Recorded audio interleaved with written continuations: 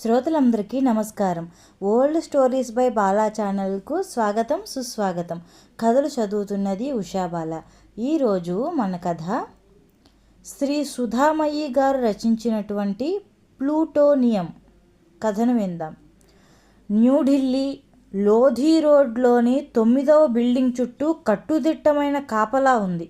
ప్రతి చోట కనిపించేటట్టు కనిపించకుండా రహస్యంగా సీసీ కెమెరాలు అమర్చి ఉన్నాయి. ఆ బిల్డింగ్ ఇంటెలిజెన్స్ బ్యూరో కార్యాలయం. అందులోని 2వ అంతస్తులో ఒక కాన్ఫరెన్స్ హాల్లో ఇంటెలిజెన్స్ బ్యూరో డైరెక్టర్ బ్రిజేష్ అగర్వాల్తో పాటు ఇతర అధికారులు సమావేశమై ఉన్నారు. వారందరినీ ఉద్దేశిస్తూ బ్రిజేష్ అగర్వాల్ ఒక ముఖ్యమైన వ్యక్తి రాగానే మన మీటింగ్ మొదలవుతుంది అని అన్నాడు. అక్కడున్న వారందరూ ఆ ముఖ్యమైన వ్యక్తి ఎవరా అని వేచి చూడసాగారు. సరిగ్గా 5 నిమిషాల్లో ఒక స్ఫురద్రూపి ఆ హాల్లోకి ప్రవేశించాడు. ఆ వ్యక్తిని చూడగానే Brijesh Agarwal welcome young and dynamic officer అంటూ ఆహ్వానించాడు. అక్కడున్న అధికారులందరికీ ఆ వ్యక్తిని పరిచయం చేస్తూ మన intelligence bureau special officer mister Vijay Sharma అన్నాడు. విజయ్ శర్మ పేరు వినగానే అక్కడున్న వారందరూ ఒక్కసారిగా అలర్ట్ అయ్యారు. విజయ్ వర్మ అందరినీ చిరునవ్వుతో పలకరిస్తూ తనకు కేటాయించిన సీట్లో కూర్చున్నాడు. అతను అక్కడికి వచ్చాడంటే జరగబోయే మీటింగ్ ఎంత ముఖ్యమైనదో అక్కడున్న వారందరికీ అర్థమైంది. బ్రిజేష్ అగర్వాల్ తన ప్రసంగాన్ని కొనసాగిస్తూ మీ అందరికీ ఆపరేషన్ హ్యాక్ట్ గురించి తెలిసే ఉంటుంది అని ప్రొజెక్టర్ ఆన్ చేశాడు. అందులో కనిపిస్తున్న నందాదేవి పర్వతాన్ని చూపిస్తూ 1964లో చైనా మొదటిసారిగా అణుధార్మిక పరీక్షలు నిర్వహించింది. అది గమనించిన అమెరికా కలవరపాటుకు లోనైంది. చైనా మీద నిఘా పెట్టడానికి అమెరికాకు చెందిన సెంట్రల్ ఇంటెలిజెన్స్ ఏజెన్సీ మన ఇంటెలిజెన్స్ బ్యూరో సహాయాన్ని అడిగింది. ఇందులో భాగంగా అమెరికా నుండి వచ్చిన 2 రేడియో కమ్యూనికేషన్ సెట్లు, ప్లూటోనియం క్యాప్సూల్, 6 అడుగుల పొడవున్న యాంటెనా, ఒక విద్యుత్తు ప్యాక్, దాదాపు 57 కిలోలున్న ఈ సరంజామాను ఈ నందాదేవి పర్వతం మీద సెట్ చేయడానికి ఇండియా, అమెరికాకు చెందిన పర్వతారోహకుల బృందం బయలుదేరింది. కానీ మధ్యలో మంచు తుఫాను రావడంతో ఆ బృందం 7816 మీటర్ల ఎత్తున్న నందాదేవి పర్వతాన్ని సగం వరకే ఎక్కగలిగింది. ముందుకు వెళ్ళటానికి వీల్లేక ఆ నిఘా పరికరాలన్నిటినీ అక్కడున్న ఒక మంచు ఫలకం మీద పేర్చి కిందకు వచ్చేసింది. మళ్ళీ ఆ పర్వతాన్ని అధిరోహించడానికి సుమారు 5-6 నెలల దాకా వాతావరణం అనుకూలించలేదు. తర్వాత అక్కడికి వెళ్ళి చూస్తే అణుధార్మిక పదార్థంతో కూడిన ప్లూటోనియం క్యాప్సూల్ సహా జనరేటర్లు, యాంటెనా మొత్తం అన్నీ అదృశ్యమైపోయాయి. వాటి కోసం అణువణువునా గాలించారు. ఆనవాళ్ళు కూడా దొరకలేదు. ప్లూటోనియం క్యాప్సూల్ జీవితకాలం 100 సంవత్సరాలు. అది గాలిలో, ధూళిలో కలిసిపోయే అవకాశం కూడా ఉంది.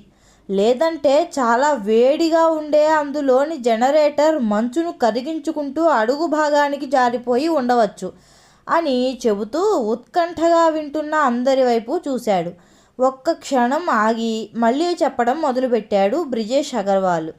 ప్రస్తుతానికి వస్తే ఉత్తరాఖండ్లో వస్తున్న మెరుపు వరదలకు కారణం ప్లూటోనియా కరిగించిన మంచు ఫలకాలు కదిలి విరిగిపోయి నదుల్లో పడిపోవడంతో నీళ్లు ఉప్పెనలా పొంగి అక్కడి ప్రాంతాలను ముంచేస్తున్నాయని విశ్లేషకుల అభిప్రాయం.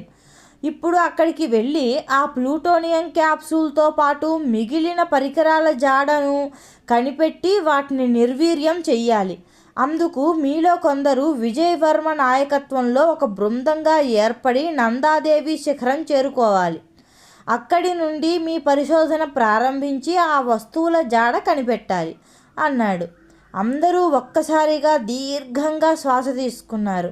ఇంతలో విజయ్ వర్మ లేచి ఒకసారి అందరినీ పరికించి డైరెక్టర్ వంక చూస్తూ ఈ టాస్క్ నేనొక్కడినే పూర్తి చేస్తాను, ఇవాళే ఉత్తరాఖండ్ బయలుదేరతాను అన్నాడు. డైరెక్టర్ సహా అక్కడున్న మిగిలిన అధికారులందరూ అభినందనపూర్వకంగా విజయవర్మను చూశారు. రుద్రప్రయాగ్ జిల్లా ఓఖీమఠ్ అక్కడికి 5 కిలోమీటర్ల దూరంలో మినీ స్విట్జర్లాండ్గా పిలిచే చోప్టా సముద్ర మట్టానికి 2680 మీటర్ల ఎత్తులో ఉంటుంది. తాను చెయ్యబోయే టాస్క్కి సంబంధించిన సరంజామాతో చోప్టాలో అడుగుపెట్టాడు విజయవర్మ. అక్కడి నుండి 4 కిలోమీటర్లు ట్రెక్కింగ్ చేస్తే తుంగనాథ్ దేవాలయం వస్తుంది. సముద్ర మట్టానికి 3680 మీటర్ల ఎత్తులో ఉన్న ఆ గుడిని చేరుకుంటే అక్కడి నుండి నందాదేవి శిఖరాన్ని ఆసాంతం పరిశీలించటానికి వీలుంటుందని అర్థమైంది విజయవర్మకు. తన దగ్గరున్న మ్యాప్ చూసిన తర్వాత అక్కడి నుండే తన పరిశోధనను మొదలు పెట్టాలని నిర్ణయించుకున్నాడు విజయవర్మ. చోప్టా నుండి తుంగనాథ్ దేవాలయానికి అడుగులు వేశాడు విజయవర్మ. తుంగనాథ్ దేవాలయానికి నిట్ట నిలువుగా ఇరుకుదారుల్లో విశాలమై పచ్చికలో జలపాతాల మధ్య అతని నడక సాగింది. ఎత్తుకు వెళ్లే కొద్దీ ఆ ప్రకృతి సౌందర్యానికి ముగ్ధుడవసాగాడు. కానీ వెంటనే తన కర్తవ్యాన్ని గుర్తు చేసుకుని చుట్టూ కనిపించే కొండలను తీక్షణంగా పరిశీలించటం మొదలుపెట్టాడు. 4 కిలోమీటర్ల నడక తర్వాత తుంగనాథ్ దేవాలయాన్ని చేరుకున్నాడు విజయవర్మ. అచ్చం కేదార్నాథ్ ఆలయాన్ని పోలి ఉంటుంది ఆ తుంగనాథ్ దేవాలయం. బయటున్న మండపం వద్ద కూర్చొని చుట్టూ కలియ చూశాడు విజయవర్మ. అక్కడి నుండి చంద్రశిలా శిఖరానికి వెళ్ళటానికి ఉద్యుక్తుడై లేచాడు. బైనాక్యులర్స్తో పరిసరాలని మరోమారు పరికించి చూశాడు. ఒక్కసారిగా తుంగనాథ్ మందిరం నుండి వచ్చిన కిరణాలు ఏటవాలుగా ఎదురుగా ఉన్న నందాదేవి శిఖరం మీదకు ప్రసరించాయి. ఆ శిఖరం పక్కనున్న చిన్న కొండవాలు మీద ఆ కిరణాలు నిలిచిపోయాయి. ఆ దృశ్యాన్ని చూసిన విజయవర్మకు తుంగనాథుడే తనకు దారి చూపించినట్టు అనిపించింది. దాంతో గుడి లోపలకు వెళ్ళి తుంగనాథుడికి నమస్కరించి బయటకు వచ్చాడు. చంద్రశిలా శిఖరం వైపు కొనసాగాడు. అక్కడి నుండి నందాదేవి పర్వతాన్ని దగ్గరగా చూడొచ్చు, ఆమూలాగ్రం పరిశీలించవచ్చు. అందుకే ముందు చంద్రశిలా శిఖరానికి చేరి తర్వాతే నందాదేవి పర్వతం వద్దకు వెళ్ళాలని నిశ్చయించుకున్నాడు. మంచు తుంపర్లు, చల్లటి గాలులు, వాన చినుకులు, కదిలి వస్తున్న వెండి మబ్బుల మధ్య చంద్రశిలను చేరుకున్నాడు విజయవర్మ. చంద్రకాంతితో పోటీ పడుతూ మిలమిలా మెరిసిపోతోంది. నందాదేవి పర్వతాన్ని, గర్వార్ హిమాలయాలను ఆశాంతం పరిశీలించాడు. తుంగనాథ్ మందిరం నుండి వెలువడిన కిరణాలు నందాదేవి పర్వత కొండవాలుపై నిలిచిపోయిన ప్రాంతాన్ని గుర్తించుకున్నాడు. వీలైనంత తొందరగా నందాదేవిని చేరుకోవడం తన ముందున్న కర్తవ్యం. వెంటనే చంద్రశిలా శిఖరం నుండి కిందకు దిగటం మొదలుపెట్టాడు విజయవర్మ. తుంగనాథ్ పర్వతం దిగిన విజయవర్మ అలకనంద, మందాకిని నదుల లయబద్ధమైన సవ్వడిని వింటూ ఉండిపోయాడు. కొద్దిసేపటి తర్వాత తాను అధిరోహించబోయే నందాదేవి పర్వతం మ్యాప్ తీసి పరిశీలించసాగాడు. ఉన్నట్టుండి ఒక అసాధారణమైన శబ్దం వినిపించింది అతనికి. వెంటనే నీటి ప్రవాహం వద్దకు వెళ్ళి గమనించాడు. ఆ శబ్దం ఆ నీటి ప్రవాహం నుండే వస్తోంది. పసిగట్టిన విజయవర్మ ఒక్కసారిగా అలర్ట్ అయ్యాడు. ఇంతలో అలకనంద నదిలో గుంపులు గుంపులుగా చేపలు తేలుతూ ఒడ్డుకు రావటం మొదలైంది. అవి ఏదో ప్రమాదాన్ని సూచిస్తున్నట్టు అనిపించింది విజయవర్మకు.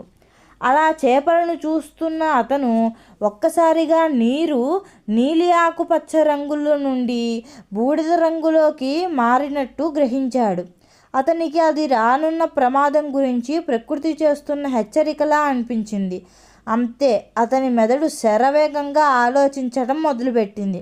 వెంటనే అక్కడి అధికారులకు ఫోన్ చేశాడు. తానేం చేయాలనుకుంటున్నాడో వివరిస్తూ వాళ్ళు తక్షణమే స్పందించి విజయవర్మ చెప్పిన ప్రదేశానికి అతడు కోరిన సామాగ్రిని పంపుతామని చెప్పారు. ఈలోపు విజయవర్మ అక్కడున్న వారిని అప్రమత్తం చేస్తూ వారిని సురక్షిత ప్రాంతానికి చేర్చే పనిలో పడ్డాడు. ఇలా వాళ్ళు సురక్షిత ప్రాంతానికి చేరారో లేదో అంతలోనే నందాదేవి శిఖరం పక్కనున్న కొండవాలు ఒక్కసారిగా విరిగి పడిపోయింది. అది చూసిన విజయవర్మ షాక్ అయ్యాడు. తుంగనాథ్ ఆలయం నుండి వచ్చిన కిరణాలు నిలిచిపోయిన ప్రాంతమే అది. అంటే అప్పుడే తుంగనాథుడు తనను హెచ్చరించాడన్నమాట అనుకున్నాడు విజయవర్మ. కొండవాలు విరిగి పడిపోగానే ఉప్పెనలా నీరు పొంగి అక్కడున్న నదుల్లోకి చేరింది. ఒక్కసారిగా వరద ఉధృతి పెరిగింది. అడ్డుగా ఉన్న పెద్ద పెద్ద రాళ్లను, డ్యాంలను చీలుస్తూ ముందుకు సాగింది. భీతావహ వాతావరణం నెలకొంది అక్కడ. అదే సమయంలో ఊపిరి పీల్చుకోలేనంత ఘాటైన వాసన ఆ ప్రాంతాన్ని చుట్టుముట్టింది. ఆ వాసన ఎలా వచ్చి ఉంటుందో ఇట్టే ఊహించగలిగాడు విజయవర్మ. ఎత్తైన ప్రాంతంలో నిలబడి ఉన్న విజయవర్మకు తన ముందు చీతా హెలికాప్టర్లు ఎగరటం కనిపించింది. తన దగ్గరున్న వాకీటాకీ ద్వారా ఎవరితోనో మాట్లాడుతూ ఉండిపోయాడు. కొద్దిసేపటి తర్వాత అక్కడికి రెస్క్యూ బృందాలు చేరుకోవటం గమనించాడు. వరదల్లో చిక్కుకున్న వారిని రక్షించడానికి వచ్చిన రెస్క్యూని మనసులోనే అభినందించాడు. తర్వాత మరో హెలికాప్టర్ వచ్చింది. తాడు, నిచ్చెన సాయంతో అందులోకి చేరుకున్నాడు విజయవర్మ. వెంటనే అది అక్కడి నుండి వెళ్ళిపోయింది. Defence research and development organisation DRDO వారు టెర్మినల్ బాలిస్టిక్స్ రీసెర్చ్ ల్యాబొరేటరీతో కలిసి రూపొందించిన అత్యంత శక్తివంతమైన డ్రోన్ DRDO భారత్ డ్రోన్. ఇది రియల్ టైం వీడియో, స్టిల్ పిక్చర్స్ని అందించగలదు. దీనికి కొన్ని కిలోమీటర్ల దూరం వరకు పరిశీలించగల సామర్థ్యం ఉంది. నిర్దేశించిన ప్రాంతంలో ఎలాంటి వాతావరణంలోనైనా నిఘా పెట్టగలగడం దీని ప్రత్యేకత. Artificial intelligence camera, night vision గల ఈ భారత్ డ్రోన్ని పట్టుకొని హెలికాప్టర్ నుండి నందాదేవి శిఖరంపై దిగాడు విజయవర్మ. ఈ డ్రోన్ ద్వారా తాను ప్లూటోనియం క్యాప్సూల్ని కనిపెట్టగలననే నమ్మకం అతనిలో మరింత బలాన్ని నింపింది. పరమశివుడు తన గళంలో విషాన్ని దాచుకున్నట్టు నందాదేవి పర్వతం కూడా తనలో విషాన్ని దాచుకుని ఉంది.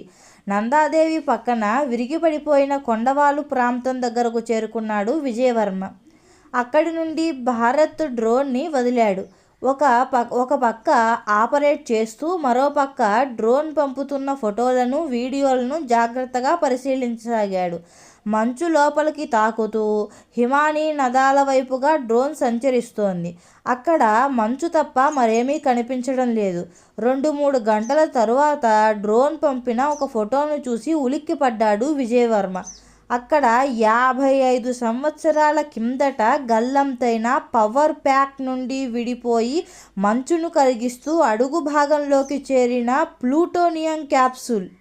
దాన్ని చూడగానే విజయవర్మకు ఒక్కసారిగా తెలియని శక్తి ఆవహించింది. ప్లూటోనియం క్యాప్సూల్ జీవితకాలం 100 సంవత్సరాలు. 100 సంవత్సరాల దాకా ఆ క్యాప్సూల్ నుండి వచ్చే ప్రమాదం అంతగా ఉండదు. కానీ ఆ తర్వాత అది కరిగిపోయి గాలిలో, ధూళిలో, నీటిలో కలిసిపోయి ప్రజల ప్రాణాలకు ముప్పుగా మారుతుంది.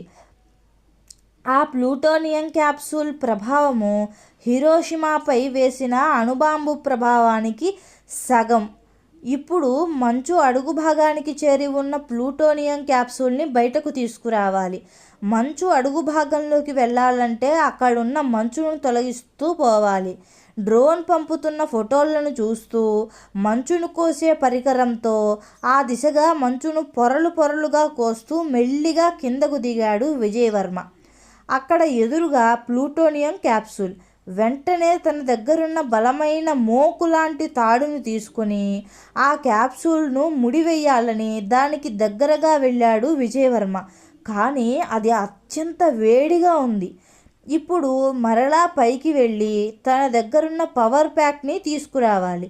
దానికంటే ఎదురుగా కనిపిస్తున్న ప్లూటోనియం క్యాప్సూల్నే తీసుకెళ్ళటం బెటర్ అనుకున్నాడు. ఆ వేడిని భరిస్తూనే తాడుతో ప్లూటోనియం క్యాప్సూల్ని ముడివేశాడు. వేడి అతి శీతలం చేతులను కోస్తున్నాయి. అయినా పట్టు వీడలేదు విజయవర్మ. తాడుతో ఆ క్యాప్సూల్ని గట్టిగా బిగించేశాడు. వెంటనే వేగంగా పైకి చేరుకున్నాడు.